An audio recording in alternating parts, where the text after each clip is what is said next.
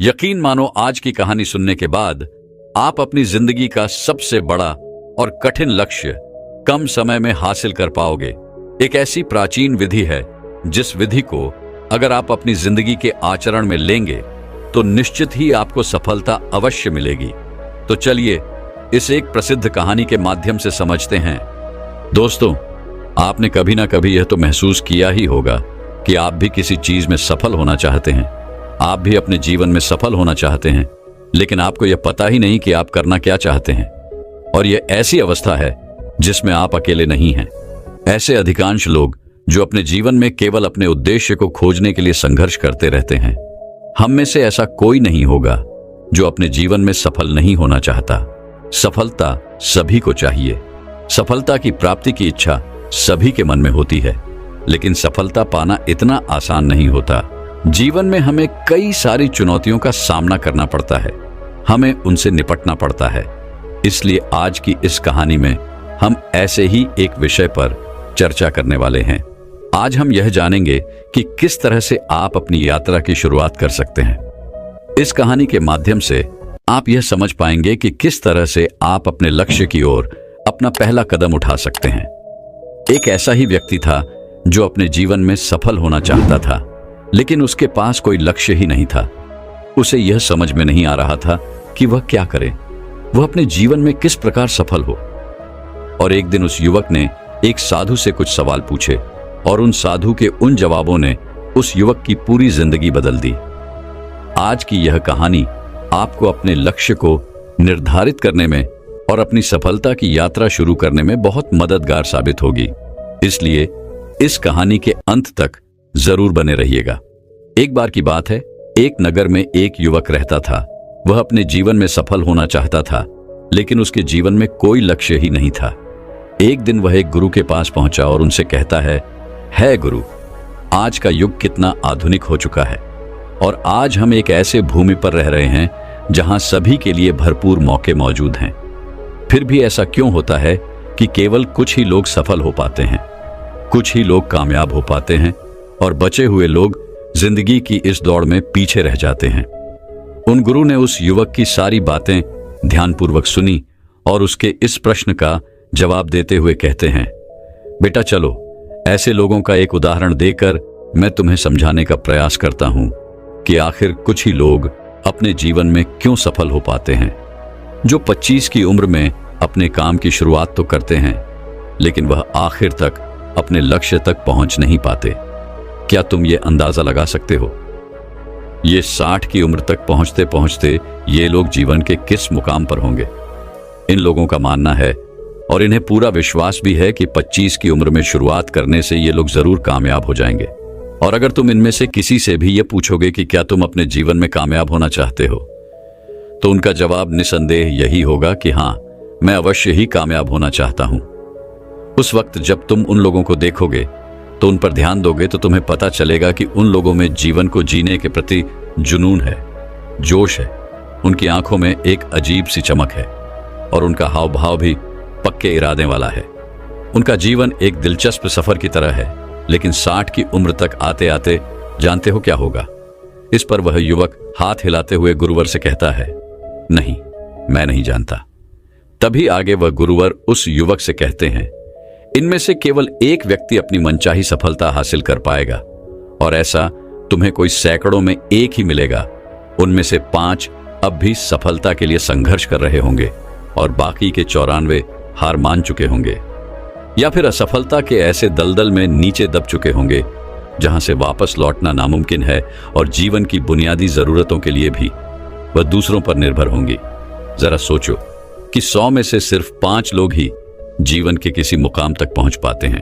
लेकिन आखिर क्या वजह है कि आखिर इतने सारे लोग जिन्होंने एक साथ सफर शुरू किया था, उनमें से केवल 5 लोग ही सफल हो पाए? उस चमक और उस जोश का क्या हुआ जो 25 की उम्र में उनके अंदर कूट कूट कर भरी हुई थी? क्या हुआ उनके सपनों का? क्या हुआ उनकी उम्मीदों का? क्या हुआ उनके पक्के इरादों का? जब इन्होंने सफर शुरू किया था तब तो इन्होंने कई तरह के मुकाम हासिल करने की सोची थी। इन्होंने अपनी जिंदगी में बहुत कुछ करना चाहा था, लेकिन वास्तविकता में यह जो कर पाए उसके बीच में आखिर इतना अंतर क्यों है?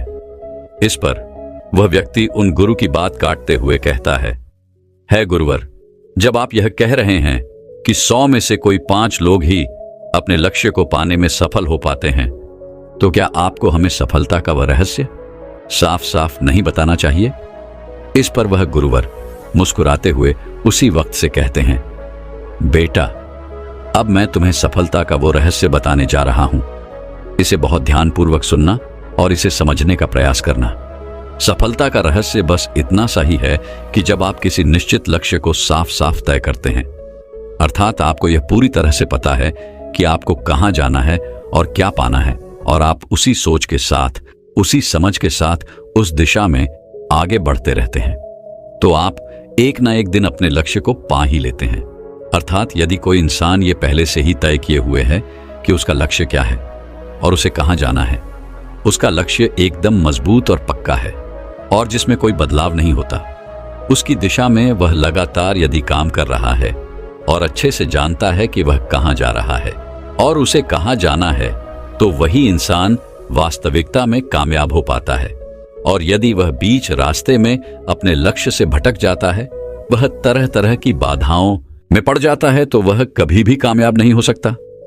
इसका सीधा और साफ मतलब है कि निर्धारित किए हुए लक्ष्य को समझते हुए उस दिशा में निरंतर प्रयास करते रहना, निरंतर आगे बढ़ते रहना।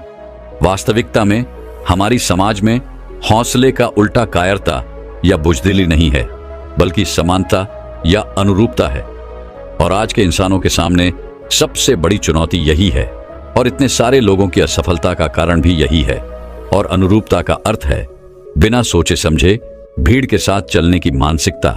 ज्यादातर लोग बिना सोचे समझे, बिना यह जाने कि आखिर वह क्या कर रहे हैं, उन्हें क्या करना चाहिए, उन्हें कहां जाना चाहिए और वह क्यों कर रहे हैं और वह कहां जा रहे हैं, वे लोग केवल आंखें बंद करके बस वैसा ही करते चले जा रहे हैं जैसा दूसरे उनसे कह रहे हैं। और यही सबसे बड़ी समस्या है कि लोग उन 95% लोगों की तरह ही काम कर रहे हैं जो सफल नहीं हैं। इस पर उन गुरुवर से प्रश्न करते हुए कहता है गुरुवर, यदि 95% लोग सही दिशा में कार्य नहीं कर रहे, तो आखिर इतनी बड़ी मात्रा में लोग उनकी नकल क्यों कर रहे हैं? इस पर वह गुरुवर मुस्कुराते हुए उस युवक की बात का जवाब देते हुए कहते हैं, शायद वो खुद भी नहीं जानते, इसीलिए तो इतनी बड़ी गलती कर रहे हैं। सुनो, एक बार की बात है, काम करने वाले लोगों के एक समूह से प्रश्न किया गया। उनसे पूछा गया कि आप रोज सुबह सुबह क्यों उठते हैं, काम पर क्यों जाते हैं? तो 20 में से 19 लोगों के पास इसका कोई भी ठोस जवाब नहीं था। उनमें से ज्यादातर लोगों का कहना था कि सभी लोग सुबह उठकर काम पर जाते हैं, इसलिए हम भी वही कर रहे हैं जो बाकी लोग कर रहे हैं। ऐसे लोगों का यह मानना होता है कि परिस्थितियों ने उनके जीवन को एक सांचे में ढाल दिया है और ऐसे लोग बाहरी शक्तियों और परिस्थितियों से नियंत्रित होने वाले होते हैं। लेकिन हम यहां बात कर रहे थे कि आखिर कामयाबी की परिभाषा क्या है? कामयाब कौन होता है? कामयाब सिर्फ वही इंसान होता है जो अपना लक्ष्य साफ साफ तय करके उसकी ओर निरंतर बढ़ता रहता है, क्योंकि उस व्यक्ति को यह पता है कि उसे आखिर क्या करना है, उसे आखिर क्या पाना है, उसे क्या बनना है, और वह उस दिशा में काम करना शुरू कर देता है। तभी वह गुरुवर उस युवक को चेतावनी देते हुए कहते, बेटा, तुम्हें ऐसा लगता होगा कि कामयाब केवल वही लोग हैं जिनके पास बहुत सारी धन दौलत है, जो अमीर है, जिनके पास सारी सुविधाएं हैं। तो ऐसा नहीं है, क्योंकि कामयाबी की परिभाषा हर व्यक्ति के लिए अलग होती है। वह शिक्षक कामयाब है जो बच्चों को इसलिए पढ़ा रहा है क्योंकि वह यही काम करना चाहता था। वह हमेशा से एक शिक्षक बनना चाहता था। वह औरत अपने जीवन में कामयाब है जो एक पत्नी और मां का किरदार निभा रही है, क्योंकि हमेशा से वह यही बनना चाहती थी और अपनी जिम्मेदारियों को वह अच्छे से निभा रही है। बाजार के एक कोने में दुकान चलाने वाला दुकानदार भी कामयाब है, क्योंकि उसने यही पेशा अपनाया और उसने यही लक्ष्य तय किया कि वह एक अच्छा व्यापारी बनेगा, एक कामयाब व्यापारी बनेगा, और वह अपना व्यापार खड़ा करने में सक्षम है, इसलिए वह भी कामयाब है। खिलाड़ी भी कामयाब है जो अपने क्षेत्र और देश का सर्वश्रेष्ठ खिलाड़ी बनना चाहता है और इसी मकसद से उसके लक्ष्य को पाने में वह पूरी तरह से जुट जाता है। इसी प्रकार जिन लोगों के जीवन में कोई लक्ष्य होता है वह कामयाब हो जाते हैं, क्योंकि उन्हें पता है कि वह कहां जा रहे हैं, किस दिशा में बढ़ रहे हैं और इससे वह कहां पहुंचने वाले हैं। लेकिन वहीं पर दूसरी तरफ असफल लोगों का मानना यह होता है कि जीवन का रास्ता उनकी परिस्थितियां तय करती हैं, यानी जो चीजें उनके साथ होती हैं किसी बाहरी शक्ति द्वारा होती है। और यदि इसे और आसान शब्दों में कहा जाए तो हर वो शख्स कामयाब है जो पहले से ही साफ साफ तय किए गए लक्ष्य को साकार करने की दिशा में सोच समझकर काम कर रहा है और आगे बढ़ रहा है। लेकिन 20 में से केवल एक इंसान ही ऐसा कर पाता है, बाकी के 19 लोग असफल हो जाते हैं। तभी वह व्यक्ति उन गुरुवर से कहता है गुरुवर, मुझे इस बात पर बड़ी हैरानी होती है कि दुनिया में इतने सारे लोग हैं जो दिन रात कड़ी मेहनत करते हैं, ईमानदारी से अपना काम करते हैं, लेकिन उसके बाद भी उन्हें जिंदगी में कुछ भी हासिल नहीं हो पाता। और वहीं पर कुछ लोग केवल कुछ देर के लिए ही मेहनत करते हैं, लेकिन उन्हें सब कुछ मिल जाता है। ऐसा क्यों? मुझे तो कभी कभी ऐसा लगता है कि उनके हाथों में कोई जादू की छड़ी लग गई है, जिस कारण वह जिस भी चीज को हाथ लगा देते हैं वह सोने में बदल जाता है। और ऐसे लोग हमेशा लगातार कामयाबी की ऊंचाइयों को छूते रहते हैं और कामयाबी की दिशा में अग्रसर रहते हैं। और वहीं पर दूसरी तरफ लोग असफल होने के बाद लगातार असफल होते जाते हैं और असफलता के दिशा में ही काम करते रहते हैं। तो आखिर सफल और असफल लोगों में क्या फर्क है? इसका जवाब देते हुए गुरुवर उस व्यक्ति से कहते हैं, सफल और असफल लोगों में केवल लक्ष्य का ही फर्क है। जिन लोगों के पास कोई लक्ष्य होता है वह उसी दिशा में काम करते हैं, जबकि कुछ लोगों के सामने कोई लक्ष्य ही नहीं होता और लक्ष्य के बिना आखिर वह कहां जाएंगे। लक्ष्य और उसे पाने की योजना बनाकर काम करने वाले लोग हमेशा कामयाब हो जाते हैं, क्योंकि उन्हें पता होता है कि आखिर उसे किस दिशा में आगे बढ़ना है। चलो मैं तुम्हें एक और उदाहरण से समझाता हूं। एक ऐसी जहाज के बारे में सोचो जो बंदरगाह से निकलने वाला है। उसके पूरे सफर का नक्शा और योजना पहले से ही तय कर ली गई है और उस जहाज का चालक और चालक दल यह अच्छे से जानते हैं कि जहाज को कहां ले जाना है। आखिर उसका अंतिम पड़ाव क्या है, उस सफर में कितने दिन लगेंगे और जहाज का एक निश्चित लक्ष्य क्या है। एक निश्चित लक्ष्य और नक्शा साथ रखने वाला जहाज 1000 में से 999 बार उस मंजिल को पहुंच ही जाएगा जहां के लिए उसे रवाना किया गया था, यानी 100% वह अपने लक्ष्य तक पहुंच जाएगा। और वहीं पर अब कल्पना करो, एक दूसरे जहाज की जो हूबहू उसी की तरह है। अंतर सिर्फ इतना है कि इस जहाज में कोई भी चालक या चालक दल नहीं है और इसका कोई निश्चित लक्ष्य भी नहीं है और ना ही कोई मंजिल है। हम बस उसे चालू करके छोड़ देते हैं और आगे जाने देते हैं। अब ऐसे में बंदरगाह से छोड़ने के बाद या तो वह आगे जाकर डूब जाएगा या रास्ते में कहीं भटक जाएगा या किसी सुनसान समुद्र के तट पर जाकर अटक जाएगा। उसका नष्ट होना पूरी तरह से तय है, क्योंकि वह कभी कहीं पहुंच नहीं सकता, क्योंकि ना तो उसका कोई लक्ष्य है और ना ही कोई मंजिल और ना ही उसे रास्ता दिखाने के लिए कोई चालक या चालक दल। और हम इंसानों के साथ भी कुछ ऐसा ही होता है।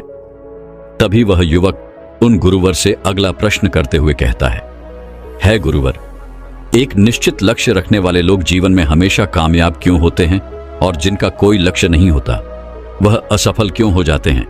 इसके जवाब में वह गुरुवर कहते हैं, बेटा, हम जैसा सोचते हैं वैसे ही हम बन जाते हैं।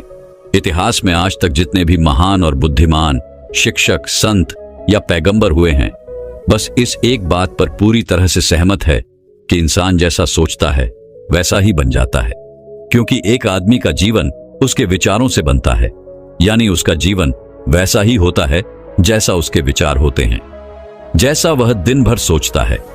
अगर आदमी चाहे थोड़ा धैर्य रखें तो वह हर चीज हासिल कर सकता है। वह इंसान जिसके पास एक निश्चित लक्ष्य होता है वह उसे हर हाल में पूरा करने का प्रयास करता है, और अगर उसमें पक्का इरादा हो तो उसे कोई नहीं रोक सकता, क्योंकि वो अपने लक्ष्य को पाने के लिए अस्तित्व को भी दांव पर लगाने के लिए तैयार है। इंसान अपनी सोच और अपने विचारों में बदलाव लाकर अपने जीवन को बदल सकता है।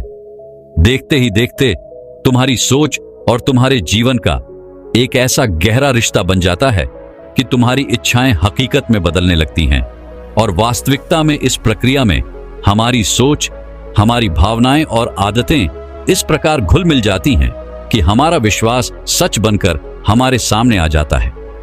यदि तुम किसी विशेष चीज के बारे में अत्यधिक सोचते हो और उस पर इतना भरोसा करते हो कि यह तो होना ही है या किसी भी हालत में टल नहीं सकता, तो निश्चित रूप से तुम उसे हासिल कर ही लोगे। वहीं पर यदि तुम चाहते हो कि तुम अमीर बनो और तुम्हारे दिल इच्छा भी यही है कि तुम अमीर बनना चाहते हो, तो तुम बेशक ही अमीर बन जाओगे। अगर तुम बुद्धिमान बनना चाहते हो तो तुम बुद्धिमान बनोगे। इसी तरह अगर तुम एक बेहतर इंसान बनना हो तो तुम जरूर ही पहले से कहीं बेहतर इंसान बन जाओगे।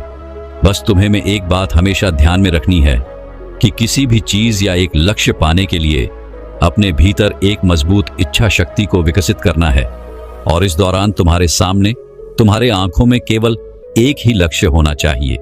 ऐसा नहीं होना चाहिए कि एक ही समय पर कई अलग अलग चीजें तुम्हारे मन में आ रही हों और तुम्हारा ध्यान भटका रही हों, क्योंकि जो विश्वास करता है उसके लिए सब कुछ मुमकिन है।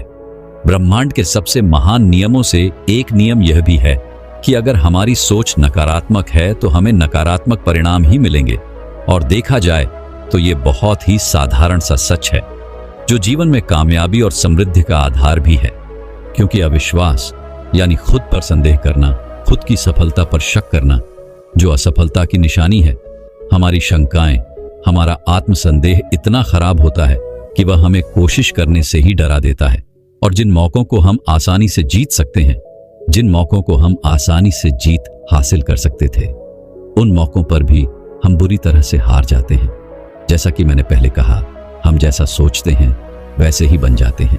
इसलिए अगर कोई आम आदमी है और उसके जीवन में कोई लक्ष्य नहीं है, उसे यह पता ही नहीं कि उसे कहाँ जाना है, और जो इसी संदेह में जी रहा है, जो डर और चिंताओं में घिरा हुआ है, वह वैसा ही बन जाएगा जैसा वह सोच रहा है। अगर कोई इंसान किसी भी चीज के बारे में सोच ही नहीं रहा तो अंत में वह कुछ भी नहीं बन पाएगा, कहीं भी नहीं पहुंच पाएगा, क्योंकि उसके मन में कोई विचार है ही नहीं, उसके जीवन में कोई लक्ष्य है ही नहीं। वह जहां का कहां वहीं रह जाएगा। तभी वह युवक उन गुरुवर से कहता है गुरुवर, आखिर हम जैसा सोचते हैं वैसे ही क्यों बन जाते हैं? इसके जवाब में वह उस युवक को कहते हैं, बेटा कल्पना करो कि किसान के पास एक छोटी सी जमीन है और यह जमीन बहुत उपजाऊ है। किसान उस जमीन में अपनी इच्छा के अनुसार कोई भी बीज बो सकता है। जमीन को इस बात से कोई फर्क नहीं पड़ने वाला कि उसमें क्या बोया जा रहा है। यह फैसला पूरी तरह से किसान पर निर्भर करता है। ठीक उसी तरह हमारा मन भी एक जमीन की तरह ही है और यह बहुत उपजाऊ है। मन को भी इस बात से कोई फर्क नहीं पड़ता कि हम उसमें क्या और कब बोल रहे हैं, हम कौन से विचार उसमें रखते हैं। उसमें जो कुछ भी रखा जाएगा वह वैसे ही फसल देंगे। उदाहरण के लिए, हम अपने मन में सकारात्मक विचार रखते हैं तो हम सफलता की फसल काटेंगे, और अगर हम मन में नकारात्मक विचार रखते हैं तो हम असफलता का सामना करेंगे। याद रखो, जमीन को इस बात से फर्क नहीं पड़ता कि वह आम है या बबूल। यह तो बस उसके अंदर डाला गया वह बीज है जो आगे चलकर पौधे का रूप लेता है, पौधे से पेड़ का रूप, और उसके बाद वह आपको वैसे ही फल देता है जिस विचार के साथ आपने उसे बोया था। हमारा मन एक जमीन की दुनिया में कहीं ज्यादा उपजाऊ और चमत्कारिक है। मन को इस बात से कोई फर्क नहीं पड़ता कि हम उसमें क्या रखते हैं, कामयाबी या सफलता, एक निश्चित लक्ष्य और महत्वपूर्ण लक्ष्य या डर, गलतफहमी, नकारात्मकता और चिंता। लेकिन हम जो भी अनजाने में उसमें रखते हैं वही हमें वापस मिलता है, क्योंकि हमारे मन का यही काम है कि वह हमें वह चीज वापस लौटा देता है जो हमने उसे दी है, और ये हमें कई गुना होकर वापस मिलती है। आगे वह युवक उन गुरुवर से कहता है गुरुवर, किसी मनुष्य का दिमाग इतना शक्तिशाली है तो फिर वह अपने मस्तिष्क का इस्तेमाल क्यों नहीं करता? वह उसका सही दिशा में उपयोग क्यों नहीं करता? इसके जवाब में वह गुरुवर उस युवक से कहते हैं, बेटा, इंसान अपने दिमाग का सही इस्तेमाल नहीं करता, क्योंकि उनके लिए यह मुफ्त की चीज है, और एक इंसान की यह फितरत होती है, जो भी चीज उसे मुफ्त में मिलती है वह उसकी कद्र कभी नहीं करता। इसके बजाय वह उन चीजों को महत्व देता है जिनकी वह कीमत समझता है, जिसके लिए उसने कोई भी कीमत चुकाई हो। लेकिन असल में मुफ्त में मिलने वाली चीजें ही सबसे ज्यादा महत्वपूर्ण होती हैं, जैसे कि हमारा यह कीमती शरीर, मन, आत्मा, मुस्कान, बुद्धि, आशाएं, इच्छाएं, हमारे सपने, हमारा परिवार, बच्चे, मित्र, प्रेम, यहां तक कि प्रकृति का तोहफा जैसे हवा, धूप, पानी, मिट्टी, सभी अनमोल चीजें हैं जो भी हमें मुफ्त में मिली हुई हैं। लेकिन एक इंसान इन चीजों की कद्र कभी नहीं करता, और वहीं पर जिन चीजों के लिए हम अपना धन खर्च करते हैं, असल में वह इनके मुकाबले बहुत सस्ती है, बहुत हल्की होती है, और उन्हें किसी भी चीज से कभी भी बदला जा सकता है। लेकिन वहीं पर इस प्रकृति से जो हमें चीजें मिली हैं, भले ही वह मुफ्त की हो, उनकी तुलना किसी से नहीं की जा सकती, और ना ही उन्हें किसी दूसरे चीज से बदला जा सकता है। इसलिए हर व्यक्ति को यह फैसला करना चाहिए कि वह अपने दिमाग का इस्तेमाल किस काम के लिए करना चाहता है। एक व्यक्ति को एक लक्ष्य निर्धारित करके उसका बीज अपने मन में बोना चाहिए, अपने दिमाग में बोना चाहिए। यह जीवन का सबसे महत्वपूर्ण फैसला होगा। क्या आप अपने काम में सबसे बेहतर बनना चाहते हो? क्या तुम अपने समाज में, अपने समुदाय में ऊंचाइयों पर पहुंचना चाहते हो, या फिर क्या तुम अमीर बनना चाहते हो? बस आपको इतना ही करना है कि अपने लक्ष्य को साफ तौर से सोचो और उसकी ओर कदम बढ़ाओ।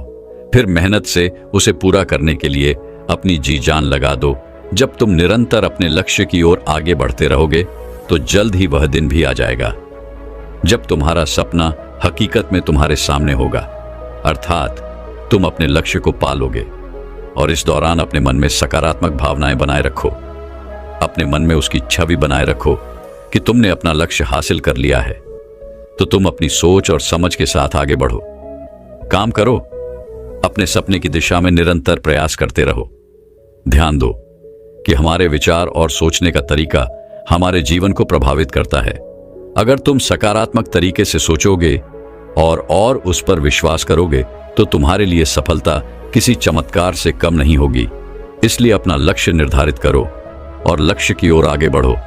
मेहनत करो और सकारात्मकता से सोचो। तुम जो सोच सकते हो वही तुम्हारे जीवन को दिशा देगा। आगे वही व्यक्ति उन गुरुवर से आखिरी प्रश्न करते हुए कहता है गुरुवर, क्या कोई ऐसा अभ्यास या ऐसा कोई तरीका है जिसके माध्यम से इन सब बातों को अपनाकर अपने जीवन में उतारकर अपने जीवन में बदलाव ला सकते हैं? इसके जवाब में वह गुरुवर कहते हैं, हाँ बिल्कुल, एक ऐसा अभ्यास है। अब मैं तुम्हें 30 दिनों का एक ऐसा अभ्यास बताने जा रहा हूं जिसको अगर तुमने सही से पूरा किया तो यह तुम्हारे जीवन को बेहतर से बेहतरीन बना देगा। तुम्हारा जीवन पूरी तरह से बदल देगा। आगे गुरुवर उस युवक को चेतावनी देते हुए कहते हैं, लेकिन याद रहे कि बिना कीमत चुकाए हम कुछ भी नहीं कर सकते। इसलिए इस 30 दिन के अभ्यास का परिणाम कुल उसके बराबर होगा जितनी तुमने कोशिश की होगी या जितनी तुमने इसके लिए कीमत चुकाई होगी। लेकिन अब आपके मन में यह प्रश्न उठ रहा होगा कि आखिर यह कीमत क्या होगी? तो इसमें कई सारी बातें आती हैं। पहले तो यह कि तुम्हें बुद्धि और भावना दोनों स्तर पर यह समझना होगा कि हम जैसा सोचते हैं हम बिल्कुल वैसा ही बन जाते हैं। इसीलिए अपने जीवन को अपने अनुसार चलाने के लिए तुम्हें अपने विचारों को अपने नियंत्रण में रखना होगा। यानी कि तुम्हें अपने अंदर से यह बात माननी होगी, तुम्हें इस पर विश्वास करना होगा कि तुम जैसा सोचते हो वैसा ही तुम बन जाते हो। तुम जैसी फसल बोओगे तुम्हें वैसे ही फसल काटने को मिलेगी। दूसरी बात, तुम्हें अपने मन से सभी बाधाओं और बेड़ियों को काट फेंकना होगा और यह सोचकर खुद को उस काम में झोंक देना होगा कि यही काम मेरे लिए प्रकृति ने सोचा है और यही काम मेरे लिए सही है। मैं इस काम के लिए बना हूं। यह काम मेरे लिए मेरे ईश्वर ने तय किया है। अर्थात तुम्हें यही मानना होगा कि सभी सीमाएं, रेखाएं, सभी मानसिक रुकावटें तुम्हारी खुद की बनाई हुई है और तुम्हें उन रुकावटों को तोड़ना होगा, आगे बढ़ना होगा और तुम्हारे सामने तुम्हारी कल्पना से भी ज्यादा अवसर मौजूद होंगे। अर्थात तुम्हें उन तमाम छोटी और सीमित सोच व विचारों से ऊपर उठना होगा जिन्हें तुमने बिना सोचे समझे या परखे सच मान लिया है।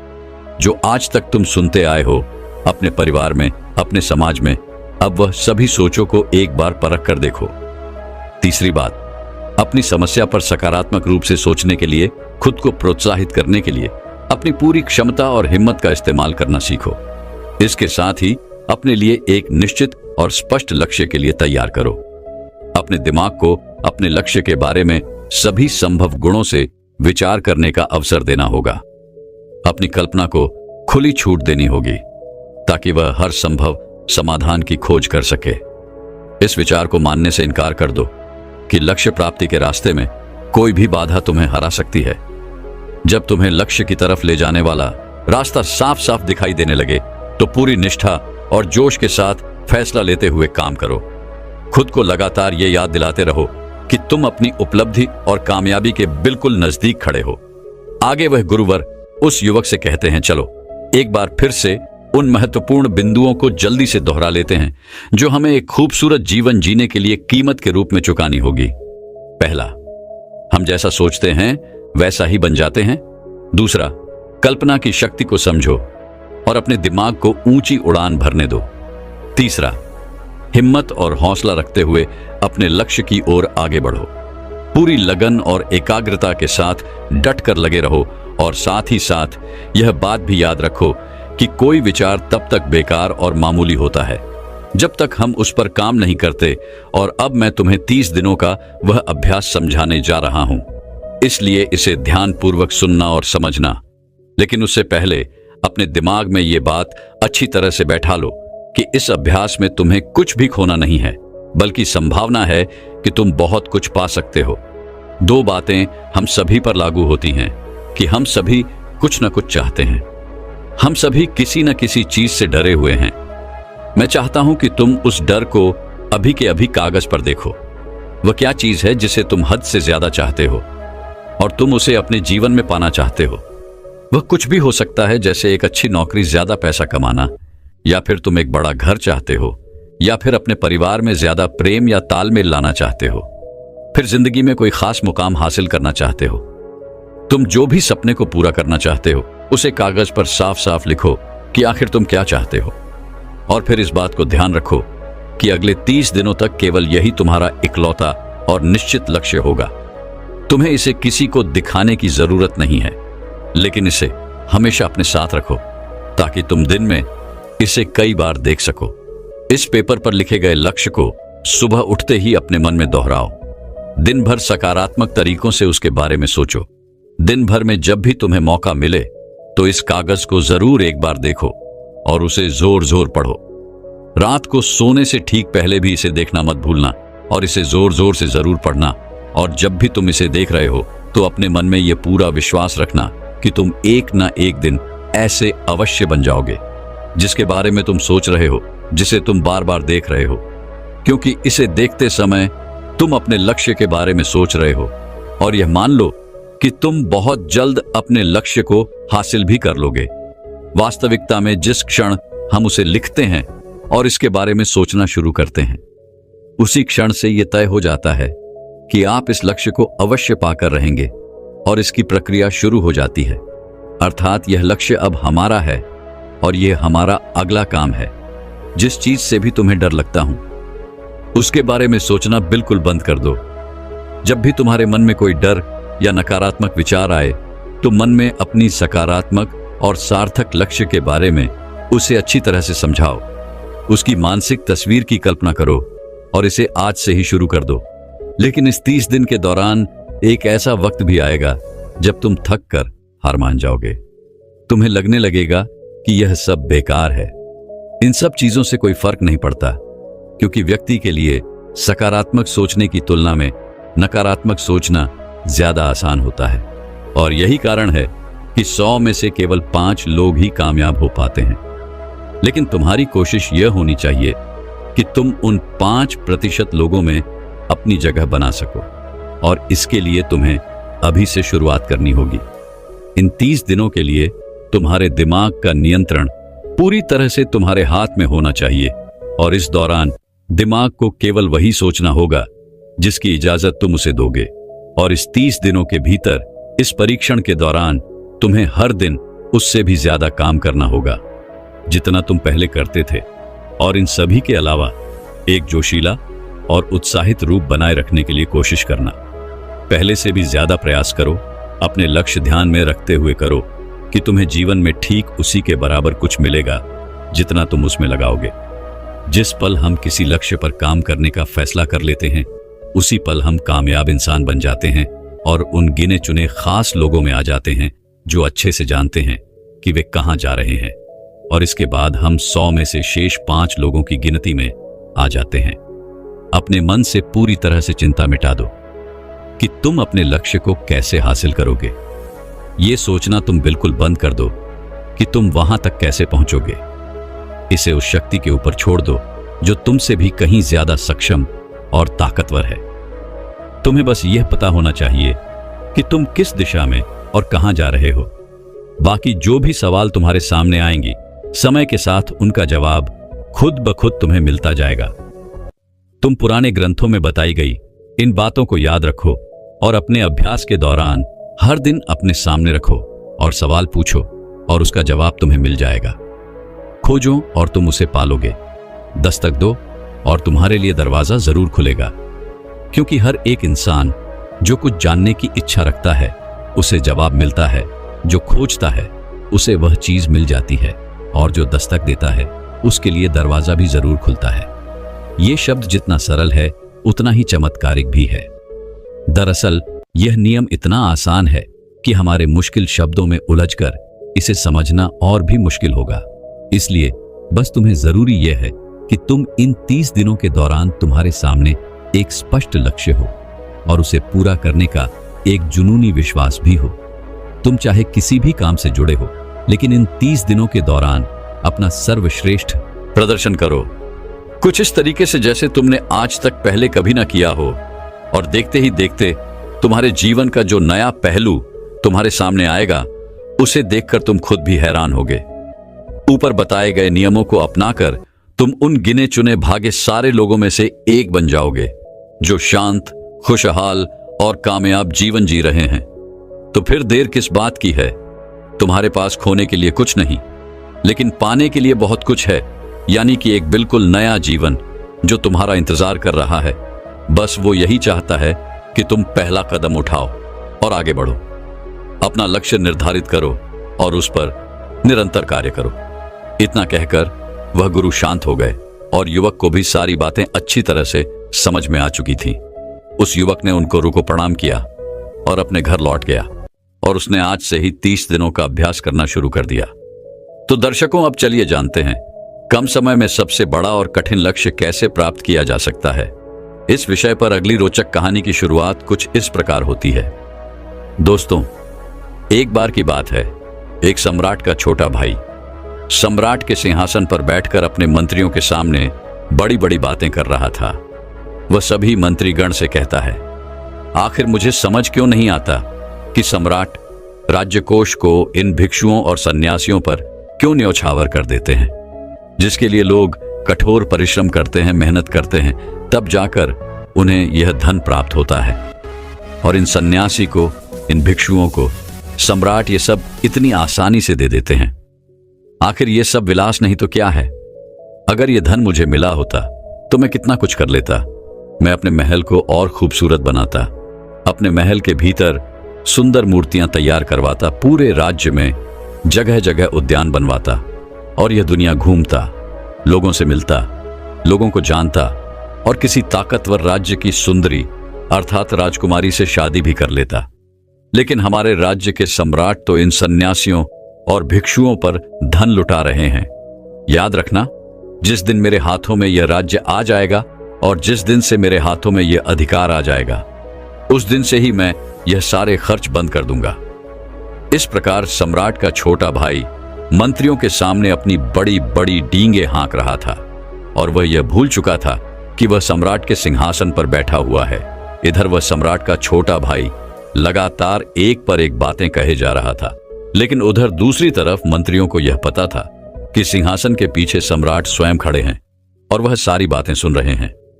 तभी अचानक सम्राट अपने छोटे भाई के सामने आगे आए और अपने छोटे भाई से कहते हैं, अच्छा, तो मेरा छोटा भाई राज्य अपने हाथों में लेना चाहता है और राजगद्दी पर बैठकर वह मेरे ही खिलाफ षड्यंत्र रच रहा है। सम्राट के मुख से यह सुनकर सम्राट के छोटे भाई के पसीने छूटने लगे। वह पूरी तरह से स्तब्ध रह गया। उसकी बुद्धि ने काम करना बंद कर दिया। माथे से पसीना छूट रहा था। उसके बाद बड़ी मुश्किलों से डरते हुए हिम्मत जुटाकर सम्राट के छोटे भाई ने सम्राट से कहा, सम्राट, मेरा मतलब यह नहीं था। मैं तो आपके मंत्रियों के कहने पर ही आपके सियासत पर बैठा था। सम्राट, मेरे खिलाफ ये कोई साजिश रची जा रही है। मेरा ऐसा कोई मतलब नहीं था। मुझसे बहुत बड़ी भूल हो गई। मुझे क्षमा करें सम्राट, मुझे क्षमा करें। इस पर सम्राट क्रोधित होते हुए अपने छोटे भाई से कहता है, भूल तुमसे नहीं, बल्कि भूल तो मुझसे हो गई, जो मैंने अपने छोटे भाई को युवराज के तौर पर देखा और उसे युवराज घोषित कर दिया। उसके बाद सम्राट ने तुरंत ही अपने सिपाहियों को आदेश दिया और कहा, सिपाहियों, इसे दूर जंगल में ले जाओ और राजद्रोह के अपराध में इसका सर काट दो। सम्राट के एक आदेश पर सभी सिपाही सम्राट के छोटे भाई को पकड़कर जंगल ले जाने लगे। तभी वहां पर उस राज्य के राजगुरु भी थे। इस बार उन राजगुरु ने सम्राट से कहा, हे राजन, आप अपने भाई के निर्मम हत्या का पाप अपने से क्यों लेना चाहते हैं? मेरी आपसे विनती है कि इसे ऐसी सजा सुनाइए जिससे ये सबक सीख सके और इसे अपनी गलती का एहसास हो सके। राजगुरु के साथ साथ वहां का सारा मंत्रीगण भी राजगुरु के साथ था। वह उनकी बात से सहमत था। सम्राट ने सभी की बातें ध्यानपूर्वक सुनी और सम्राट उन सभी की बात मान गए। तभी वह सम्राट को सोच विचार कर अपने सिपाहियों से कहते हैं, सिपाहियों, इसे अगले 7 दिनों तक महल में रखो और दुनिया के सारे सुख दो। अच्छा खाना, नाच गाना, बाद में घूमना। अगले 7 दिनों तक इसे सारे सुख दो और 7वें दिन इसका सर कलम कर देना। और इसके साथ साथ मेरी एक और शर्त भी है, हर दिन इसे कोई याद दिलाता रहेगा कि इसकी मृत्यु 7वें दिन होनी है। इसे 7वें दिन बांध दिया जाएगा। यह सुन सम्राट का भाई रोने लगा, विलाप करने लगा। वह क्षमा की याचना करने लगा, लेकिन सम्राट ने एक नहीं सुनी। सम्राट के आदेश पर सैनिक उसे खींचकर राज दरबार ले गए और उसे आलीशान महल में कैद कर दिया। 7 दिन उसकी खूब सेवा की गई। नाच गाना, खाना पीना सब कुछ उसे दिया गया, पर कोई न कोई राज दरबार का व्यक्ति उसे यह याद दिला ही देता था कि 7वें दिन उसकी मृत्यु तय है। 7वें दिन उसका सर धड़ से अलग कर दिया जाएगा। देखते ही देखते पूरे 6 दिन निकल गए। आखिरी दिन जब सिपाही युवराज को लेने आए, इस पर युवराज उन सिपाहियों से कहता है, आज मेरे जीवन का आखिरी दिन है और मेरी एक आखिरी ख्वाहिश है। इस पर एक सिपाही युवराज से पूछता है, बोलो, तुम क्या चाहते हो? युवराज कहते हैं, मुझे बस एक बार अपने भाई से मिलना है। मैं आखिरी बार बस अपने भाई से मिलना चाहता हूं। युवराज की फरियाद राज दरबार में पहुंचाई गई और सम्राट तुरंत ही युवराज से मिलने के लिए निकल पड़े। कुछ देर बाद जब सम्राट राजकुमार के पास पहुंचे तो राजकुमार ने सम्राट से कहा, भैया, मेरा एक सवाल है। इस पर सम्राट राजकुमार से कहते हैं, पूछो, तुम क्या पूछना चाहते हो?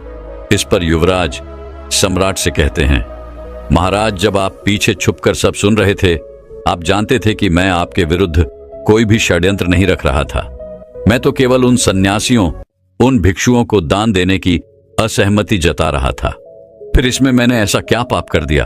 फिर आपने मुझे इतने विचित्र सजा क्यों सुनाई? इससे तो अच्छा था कि आप उसी दिन मेरा सर मेरे धड़ से अलग कर देते। इस तरह से रोज रोज मरने से एक बार मरना अच्छा होता।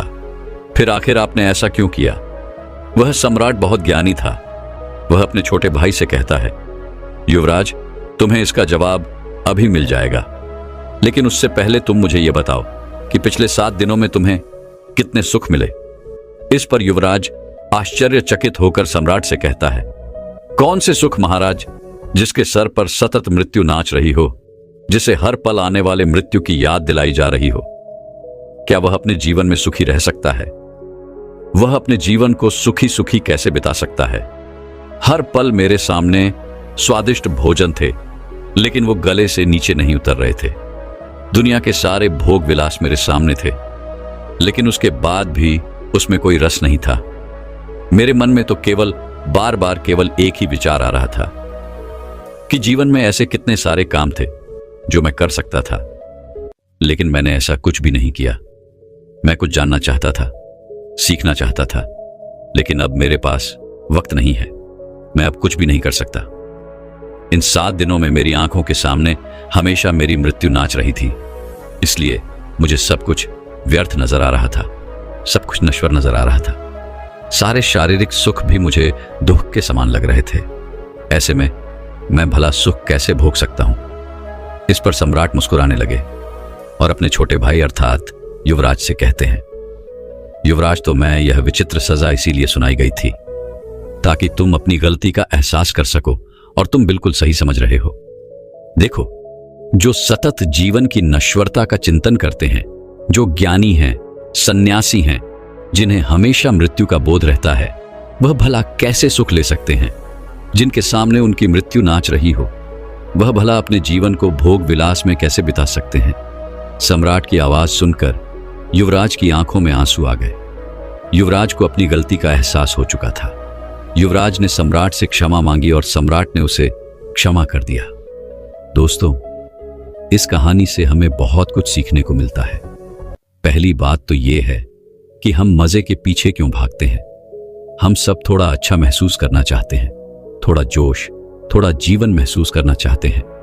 हमें लगता है कि सुख का भोग करने से ही हमें अच्छा लगता है, लेकिन क्या यही वास्तविकता है? नहीं, ये पूरा सच नहीं है। जैसे खाली पानी से आपकी प्यास नहीं बुझती, वैसे ही मजे करने से केवल थोड़ी देर के लिए ही आपको आनंद आता है, लेकिन उसके बाद आपका मन दोबारा परेशान होने लगता है। फिर धीरे धीरे हमारा मन असंतुष्ट रहने लगता है, जिस कारण हमारे भीतर दुख उत्पन्न होता है, तनाव उत्पन्न होता है, परेशानियां उत्पन्न होती हैं। लेकिन अब आपके मन में यह प्रश्न उठ रहा होगा कि भला मजे करने से कैसा दुख? तो चलिए इसे एक उदाहरण के तौर पर समझते हैं। मान लीजिए कि आपकी त्वचा बीमार है, अर्थात आपको स्किन इन्फेक्शन हुआ है, और जब एक जगह बार बार खुजली होने लगती है तो पहले आप थोड़ा सा खुजाते हैं, जिससे आपको राहत मिलती है। लेकिन फिर ये इच्छा होने लगती है, क्यों ना हम इसे और खुजाएं ताकि हमें और आनंद आए, हमें संतुष्टि मिले। जिस कारण आप उस जगह पर बार बार खुजाने लगते हैं, लेकिन बार बार खुजाने की वजह से वह जगह अर्थात वो स्किन फट जाती है और देखते ही देखते उसमें घाव बनने लगता है। और तब आपको इस बात का एहसास होता है कि अब इस जगह पर हमें दवाई का इस्तेमाल करना चाहिए, अर्थात हमें दवाई लगानी चाहिए, इसकी मरहम पट्टी करवानी चाहिए। हमें इस जगह को आराम देना बहुत जरूरी है, तब जाकर हमारा यह घाव कहीं पर भर पाएगा और हमें इससे राहत मिलेगी। ठीक इसी तरह से सारे सुख का चक्र भी चलता रहता है। कोई भी सारे सुख में संतुष्ट नहीं रह पाता। जब एक चीज से मन भर जाता है तो हम दूसरी चीज के पीछे भागते हैं। इसी प्रकार जब दूसरी चीज से मन भर जाता है तो हम तीसरी, चौथी और इसी प्रकार तरह तरह की चीजें हम ढूंढते ही रह जाते हैं। जैसे कि आजकल लोग तरह तरह की वीडियोस देखना पसंद करते हैं। कोई वेब सीरीज देखता है तो कोई कॉमेडी वीडियो देखता है, कोई शॉर्ट्स देखना पसंद करता है। और जब इन सब में मन नहीं लगता तो हम समाचार देखने लग जाते हैं, लेकिन फिर भी हमारे मन को संतुष्टि नहीं मिलती और देखते ही देखते यह एक आदत बन जाती है। जिस प्रकार एक शराबी शराब के पीछे भागता है, एक अधिक खाने वाला व्यक्ति खाने के पीछे भागता है और इसमें उनका अधिक से अधिक समय निकल जाता है, और इसी चक्र में हमारे जीवन का अमूल्य समय यूं ही व्यस्त हो जाता है। हमारी सारी ऊर्जा यूं ही नष्ट हो जा रही है। और जब हमें इस बात का एहसास होता है तब हम अपने आप को अपराधी महसूस करते हैं। हमें लगता है कि हम ही वो हैं जिस कारण यह सब कुछ हो रहा है। हम ही अपना समय यूं ही व्यस्त कर रहे हैं। और जब हम ऐसा महसूस करते हैं तब हमें यह भी महसूस होता है कि हमें अपने आप को इस चीज से उभारना चाहिए, और इससे अपने आप को उभारने के लिए, हम अच्छा महसूस करने के लिए फिर किसी मजे के पीछे भाग लेते हैं। हम फिर से कुछ ऐसा करने लग जाते हैं जिसमें हमें मजा आए, जिससे हमें संतुष्टि प्राप्त हो। लेकिन क्या वह संतुष्टि हमेशा के लिए रहने वाली है? नहीं, वो तो केवल कुछ पलों की है। वो आपको हमेशा हमेशा के लिए संतुष्ट नहीं कर सकती। और यही हमारी सबसे बड़ी गलती है, क्योंकि इस चक्र में हमारी जागरूकता खत्म होती जा रही है। जैसे कि मान लो कोई व्यक्ति अत्यधिक मीठा भोजन करता है या अत्यधिक मीठा सेवन करता है। ऐसे समय पर यदि वह यह कहे कि अब से वह मीठे का सेवन नहीं करेगा और आप उसके सामने यदि कुछ मीठा रख दें, तो क्या वो अपने आप को रोक पाएगा? ठीक वैसे ही मजा है। जब हम लगातार मजा करने लगते हैं, जब हम लगातार मजे की ओर आगे बढ़ने लगते हैं, तो हम चाहकर भी खुद को रोक नहीं पाते। हम इस चक्कर में फंस कर रह जाते हैं और ये भूल जाते हैं कि जब आप अपना काम पूरा करते हैं तब आप रात को थक कर सोते हैं और उसी में असली संतुष्टि है। लेकिन जब हमारी चेतना का स्तर गिरने लगता है तो हमारी बुद्धि भी भ्रष्ट होने लगती है। इंसान सही और गलत में अंतर नहीं कर पाता। ऐसा इंसान पूरे जीवन में कभी नहीं जान पाता कि आनंद का असली स्रोत क्या है, वह यह भूल जाता है कि असली स्रोत तो हमारे भीतर ही है। जब हम किसी कार्य को पूरा मन लगाकर करते हैं, उस वक्त हमारा मन शांत होता है, और उस दौरान हमारे भीतर जो शांति होती है, जो आनंद होता है, जो खुशी होती है, वही तो असली शांति है, वही तो असली संतुष्टि है। इसलिए केवल मजे के पीछे भागना यह अच्छी बात नहीं। हमें इस चक्र को तोड़ना ही होगा, तभी आप अपने जीवन में कोई लक्ष्य हासिल कर पाएंगे। अन्यथा आप भी केवल मजे के पीछे भागते रह जाएंगे और आपको कुछ भी हासिल नहीं हो पाएगा। तो अब आपके मन में यह प्रश्न उठ रहा होगा, फिर हम अपने आप को मजे के पीछे भागने से कैसे रोके? तो इसका बहुत ही सीधा और सरल जवाब है कि अपने मजे के लिए कुछ मत करो, अर्थात मजे को प्राथमिकता मत दो। क्योंकि यदि आप मजे को प्राथमिकता देंगे तो वह एक नदी के बहाव की तरह आपको खींचकर ले ही चला जाएगा। आपको अपने कामों को प्राथमिकता देनी चाहिए। हर चीज समय पर करो और जो भी करो उसे मन लगाकर करो, तभी आपका मन शांत हो पाएगा और आपको वहां अच्छा भी लगने लगेगा। दूसरी बात, मनोरंजन नहीं बल्कि आराम करो, क्योंकि जब भी हमारा मन थकता है तो उसे आराम की जरूरत पड़ती है, ना कि मजे की। लेकिन हम में से अधिकांश लोग जब भी अपने काम से घर लौटते हैं या फिर कोई ऐसा काम करके थक जाते हैं तो वे लोग अपना स्मार्टफोन इस्तेमाल करने लगते हैं। वे लोग शॉर्ट्स देखते हैं, वेब सीरीज देखते हैं, मूवीज देखते हैं, जिससे वो अच्छा महसूस कर सके, जिससे वो एक बार फिर से तरोताजा हो सके। लेकिन क्या ये सही है? नहीं।